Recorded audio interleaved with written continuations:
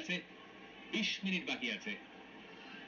কি ধরনের পরিবর্তন বাংলাদেশ দল বলতে না বলতেই সেই দুটো পরিবর্তন। বিশ্বনাথ ঘোষ মাঠে নামছেন, মিরাজুল মাঠে নামছেন। এক্স্যাক্টলি, কারণ আপনি মিরাজুলকে যদি এখন নাম্বার 9 পজিশনে মুসলিমের জায়গাতে রিপ্লেস করেন, আইদার মুসলিম আর হচ্ছে Fahmidul, I think it will be better. কারণ আপনাকে এখন কিছুটা ঝুঁকি নিতেই হবে অ্যাকচুয়ালি, বিকজ আপনার ফ্রেশ লেগের প্রয়োজন, এবং যেহেতু আপনার স্কোয়াডে প্লেয়ারগুলো রয়েছে, সুতরাং তাদেরকেও তো আপনাকে সুযোগ দিতে হবে। এবং আপনি আপনার ট্যাকটিক্স অনুযায়ী যেটা বললাম যে মুসলিমকে actually Muslim also little bit tired, you know, so I think জায়গাতেই মাঠে নামছেন মোরসালিন এবং ফাহমিদুল, দুজনকে তুলে ফেলা হলো। বিশ্বনাথ ঘোষ এবং মিরাজুল।